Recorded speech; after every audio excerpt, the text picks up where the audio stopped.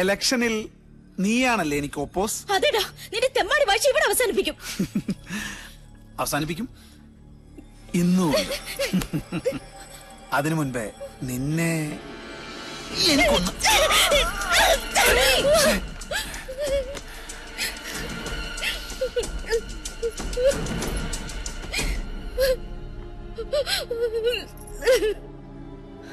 അവന് വേണ്ടി ഞാൻ മാപ്പ് ചോദിക്കാം പോരെ? വേണ്ട, അവനോട് ചോദിക്കാൻ എനിക്ക് ആളുണ്ട്.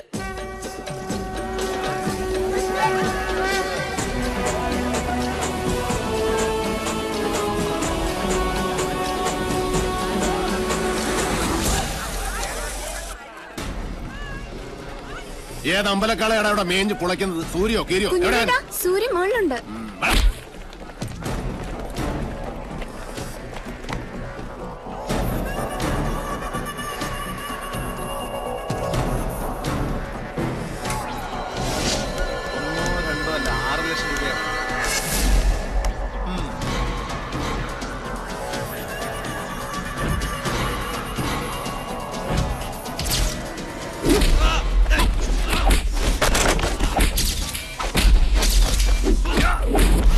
കളി നിന്റെ കമ്പനിക്കാരോട് മതി. ഇത് റേഞ്ച് വേറെ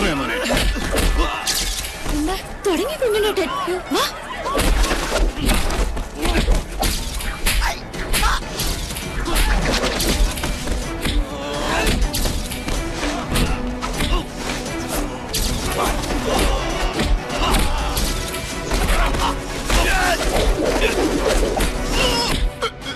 പട്ടാഴിയിലെ പെണ്ണിനെ തൊട്ട കയ്യല്ലേ ഇത്?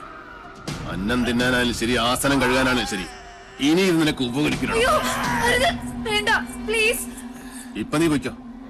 മേലാൽ കോളേജിൽ എന്നല്ല ഈ ഭൂമി ലോകത്ത് ഏതെങ്കിലും പെണ്ണ് നീ തൊട്ടു എന്നറിഞ്ഞാൽ അന്ന് നിന്റെ കൊലയോടെ ഞാൻ പട്ടിക്കിട്ട് കൊടുക്കും. മനസ്സിലാടാ? ഓ പൂണൂരിട്ട സൂര്യമോനെ, പോടാ പോടാ പോരെ.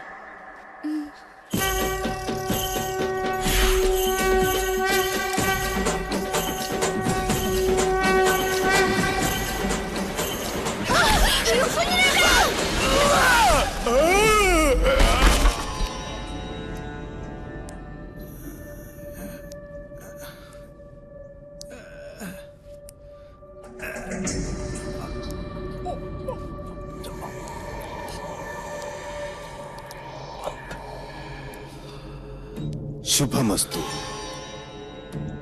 തൃക്കാരമണ്ണ ദുർഗയുടെ മുന്നിൽ ഏട്ടൻ നിനക്ക് വേണ്ടി നടത്തിയ രക്തഗുരുസിയുടെ പ്രസാദ. ആരാ കർമ്മം ചെയ്യുന്നറിയോ?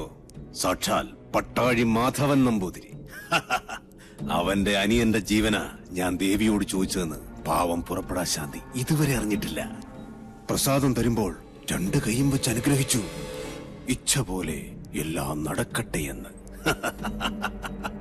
മാധവന്റെ നാക്ക് പൊന്നാവട്ടെ. ഏട്ടൻ സാത്വികനാച്ച, അനിയൻ നാസ്തികനാ. ഗിരി, ഒരിക്കൽ കൂടി ആ കുഞ്ഞുണ്ണിയെ ഈ ചെമ്പ്രയിലെത്തിക്കണം. നടക്കുവോ? അത്താണിക്കും മയിൽക്കുറ്റിക്കും മാത്രമല്ല, ഭൂമിദേവിക്ക് വരെ വില പറയുന്ന അവന്റെ ആർത്തി അത് അവസാനിക്കാത്തടത്തോളം നെല്ലൂർ മന കാണിച്ചു വിളിച്ചാൽ പട്ടിയെ പോലെ വരും. നിന്നെ അവനിപ്പോഴും സംശയമൊന്നും ഇല്ലാലോ? എന്നെയോ? ബെസ്റ്റ് ആക്ടറല്ലേ എടുത്തി? ഒന്നല്ല 3 തവണയാ യൂത്ത് ഫെസ്റ്റിവൽ പ്രൈസ് മേടിച്ചത്. മറന്നുപോയോ? ഈ മണിയൻകോട്ട് ഗിരിയല്ല, ആ എടപ്പാൾ ഗിരീശൻ. രണ്ടും രണ്ടാ. സംഭവങ്ങൾ നടക്കുമ്പോൾ ഗിരീശൻ ബാംഗ്ലൂരിലായിരുന്നല്ലോ. അതുകൊണ്ട് പട്ടാഴിക്കാർക്ക് എന്റെ മുഖം പരിചയമില്ല. കൊല്ലാൻ നിങ്ങൾ ഒരുങ്ങിക്കോ. ഒരു വേട്ടനായെ പോലെ ഇരയെ ഓടിച്ചുകൊണ്ടിരുന്ന കാര്യം ഞാൻ ഇട്ടു. അച്ഛാ, അനുഗ്രഹിക്കണം. ശുഭമസ്തു.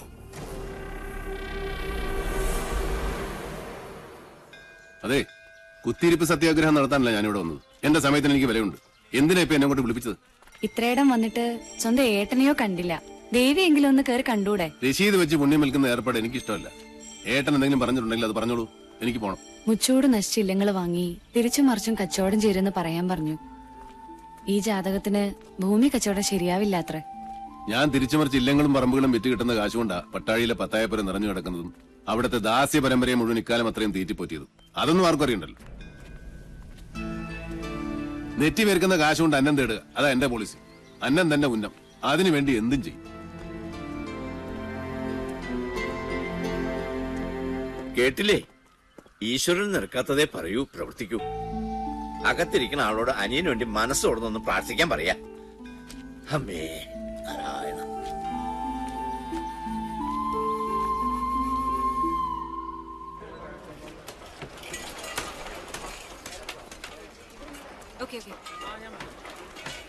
സർ, കൊച്ചിയിൽ നിന്ന് കാസിനോ ജോയ് മനയുടെ കാര്യം എന്തായെന്ന് വിളിച്ചു ചോദിച്ചു. ഏത് മന? നെല്ലൂർ മന. നമസ്കാരം സാറേ, ഇത് ഞാനാ ഉണ്ണി സാറ്. എന്നോട് ക്ഷമിക്കണം, നിങ്ങൾ പറഞ്ഞ സമയത്ത് എനിക്ക് അങ്ങോട്ട് എത്തിപ്പെടാൻ പറ്റിയില്ല. കഴിഞ്ഞ ആഴ്ച മുഴുവൻ അട്ടപ്പാടിയിലായിരുന്നേ. ഒരു ഇഞ്ചിത്തോട്ടത്തിന്റെ കച്ചവടം ഉണ്ടായിരുന്നു. എന്റെ ആക്രാന്തം കൊണ്ടാവും കാര്യം അങ്ങോട്ട് നടന്നില്ല. അഖിലാണ്ട കോടി ബ്രഹ്മാണ്ട നായകനാണ് സത്യം. നിങ്ങളാ മന വാങ്ങിച്ചില്ലെങ്കിൽ എന്റെ കുടുംബം കഷ്ടത്തിലാവൂട്ടോ. നീ ആരാ? ആര്? തൃപ്രയർപ്പനോ? അയ്യോ, എടപ്പാൾ ഗിരീശൻ, മൂന്നാമൻ ദല്ലാൾ. നീയൊക്കെ ആരാന്ന് നിന്റെയൊക്കെ വിചാരം? അയ്യോ, ഞാനൊരു പാവം. നെല്ലൂർ മനയിലെ ഏത് കാരണവരോടാണ് നിങ്ങൾ അത് വിൽക്കാൻ സമ്മതമായത്? വെറുതെ എന്റെ റേഞ്ചിലൊക്കെ വരല്ലേ ഗിരീശ. ഞാൻ പരിധി വിട്ടാ നിന്റെയൊക്കെ സിഗ്നല് പോകും കേട്ടോ. മൂന്നാം മാ എവിടെ? നെല്ലൂർ മനയുടെ പ്രമാണം. എന്താ? പാമ്പോ? എവിടെ? അയ്യോ, അപ്പുറത്ത് മുറ്റത്ത് സാർ. നിന്റെ ആദിശേഷാ. നായിന്റെ മോനെ, നിന്റെ തല എപ്പോഴേ പാമ്പിന്റെ വായി കേറി കഴിഞ്ഞിരിക്കുന്നു. കരിനീലിച്ച് കിടക്കാൻ സമയമായടാ നിനക്ക്.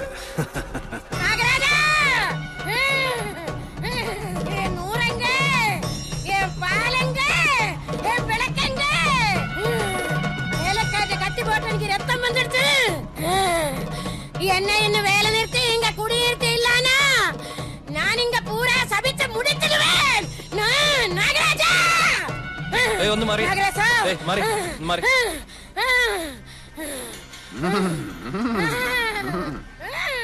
രക്തം പൊടിഞ്ഞോ? എന്നെ കളിയാക്കാണോ? അനുഭവിക്കുന്നേ. പണ്ട് മുതലുള്ള നാട്ടുനടപ്പ് അതല്ലേ. ചെറുമി പുല്ലരിയാൻ കാട്ടിൽ കയറുന്നു, അരിവാള് കൊണ്ട് കല്ല് പൊട്ടുന്നു, കല്ലിൽ ചോര വരുന്നു, പിന്നെ ചൈതന്യം പ്രശ്നം. ജമീലെ, നിർത്തിക്കോ നിന്റെ തുള്ളല്. നിർത്തി കള്ളി. ജമീലയോ? പിന്നല്ലാതെ. കഴിഞ്ഞ ആഴ്ച വരെ അവള് ജമീലയായിരുന്നു.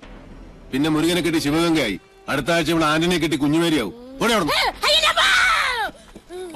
ഒരു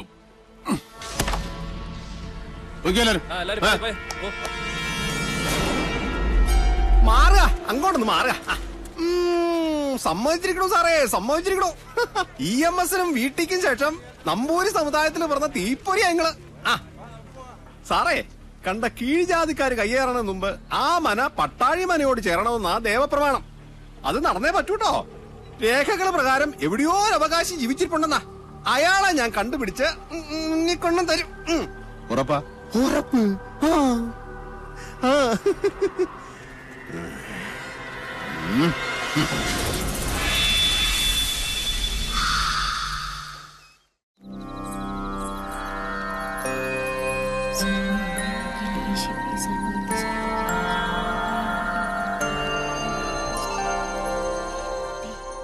അമ്മ കഥ പറയുന്നുണ്ടോ ഇല്ലേ? കഥയല്ല ഉണ്ണിയെ, മുത്തച്ഛന്മാരുടെ കാലത്ത് നടന്ന സത്യങ്ങളാ. രാമവർമ്മ തമ്പുരാനാണെന്ന് നാട് ഭരിച്ചിരുന്നതേ. വേഗം പറയൂ ആദ്യമേ. ആ ഓട്ടുമന്തിൽ ഇത്തിരി വെള്ളമെടുത്തുണ്ടോ? തൊണ്ട താഴ്ചിട്ട് വയ്യ. സംഭവങ്ങളൊക്കെ നടന്നത് ഒരുപാട് വർഷങ്ങൾക്ക് മുമ്പാ. അന്ന് ഈ ചെമ്പ്ര ഒരു പുണ്യഭൂമി ആയിരുന്നു കേട്ടോ.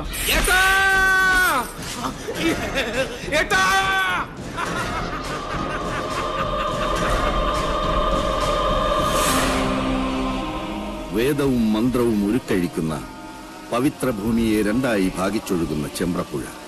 പുഴയ്ക്കക്കരയും ഇക്കരയും രണ്ടില്ലങ്ങൾ. ഒന്ന് മണിയങ്കോട്ടില്ലവും മറ്റൊന്ന് നെല്ലൂർ മനയും. ശരിക്കു പറഞ്ഞാൽ അനേകം ശിഷ്യ പരമ്പരകളുള്ള രണ്ട് ഗുരുകുലങ്ങൾ. മണിയങ്കോട്ട് വലിയ നമ്പൂതിരിക്ക് മക്കൾ 6 5 ആണും 1 പെണ്ണും. പെൺകുട്ടിയുടെ പേര് സാവിത്രി.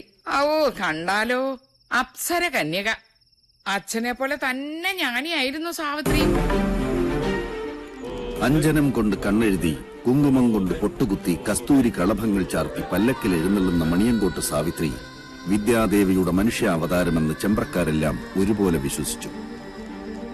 ഒരു നവരാത്രി കാലം മഹാരാജാവ് ചെമ്പ്രയിലേക്ക് എഴുന്നള്ളി. ഗുരുകുല അന്തേവാസികൾക്കുള്ള വേദപരീക്ഷയുടെ കാലായിരുന്നു അത്.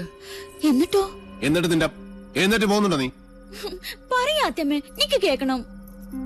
2 ഗുരുകുലവും അപ്പുറവും ഇപ്പുറവും നിന്ന് ചോദ്യങ്ങൾ, തർക്കങ്ങൾ, ബുദ്ധിയുടെ മാറ്റൊരയ്ക്കൽ. മണിയങ്കോട്ട് ഗുരുകുല ഒരടി മുന്നിൽ. ആരാ അവിടുത്തെ നായിക? സാവിത്രി. തവമാതാ പതിവ്രത. നിന്റെ അമ്മ പതിവ്രതയാണോ? അല്ല. സാവിത്രി, മാതാവിനെയാണ് നീ അപമാനിച്ചത്. ഞാൻ പറഞ്ഞതാണ് സത്യം. ഏതൊരു ബ്രാഹ്മണ സ്ത്രീയും വേലി കഴിഞ്ഞാൽ 4-ാം ദിവസമാണ് തന്റെ പുരുഷനെ പ്രാപിക്കുന്നത്, അല്ലേ? അതെ, അതിനെന്താ? ആദ്യ ദിവസം അവളെ ചന്ദ്രന് സമർപ്പിക്കുന്നതായി സങ്കല്പിക്കുന്നു. 2-ാം ദിവസം ഗന്ധർവന്, 3-ാം ദിവസം പ്രജാപതിയായ അഗ്നിക്ക്.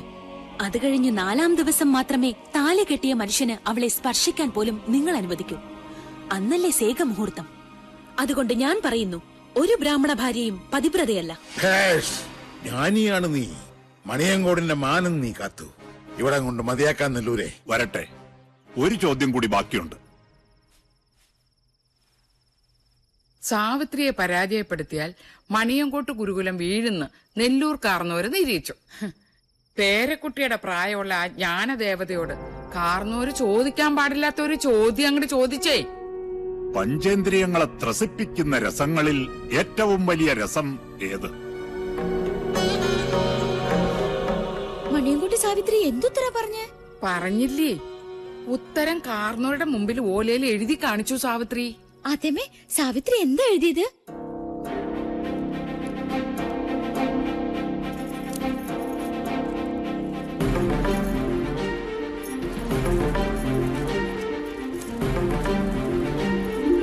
കാമരസം. സ്വന്തം തലയിലെഴുത്ത സാവിത്രി തിരുത്തി എഴുതിയത്. പുരുഷനെ അറിയാത്ത കന്യക കാമരസം എന്നെഴുതിയാലുള്ള സ്ഥിതി എന്താ? കന്യകയായ നിനക്കെങ്ങനെ അതറിയാൻ കഴിഞ്ഞു എന്നായി നെല്ലൂർ കാരണവർ. എല്ലാറ്റിനും സാക്ഷിയായ നാടുവാഴി സാവിത്രിക്ക് ജാതിഭ്രഷ്ട് കൽപ്പിച്ചു. ഒടുക്കം സ്വന്തം അച്ഛന് മകളെ പടിയടച്ചു കൊണ്ടമ്മിക്കേണ്ടി വന്നു. വ്യസനം സഹിക്കവയ്യാതെ സാവിത്രിയുടെ അമ്മ പുഴയിൽ ചാടി മരിച്ചു. നാട് മുഴുവൻ ഒരഭയത്തിനായി അലഞ്ഞു നടന്നു സാവിത്രി. ഒരു ദിവസം നെല്ലൂർ മനയുടെ പടിപ്പുകൾ ഉപേക്ഷിച്ചു. തന്നെ കൈവിട്ട ദേവതകളെ അയാൾ വേണ്ടെന്ന് വെച്ചു. വടക്കിനിയിൽ ചാത്തന്മാരെ കുടിയിരുത്തി. അപ്പോഴേക്കും സാവിത്രി രക്ഷസായി മാറി നാട്ടിൽ ഉപദ്രവം കാട്ടിത്തുടങ്ങി. അഗ്നിക്ക് നെയ്യെന്നോണം സ്വന്തം പട്ടടയിൽ നിന്നും അച്ഛന്റെ പക നടപ്പാക്കാൻ മകൾ യക്ഷിയായി അങ്ങട് അവതരിച്ചു ചെമ്പ്രയിൽ.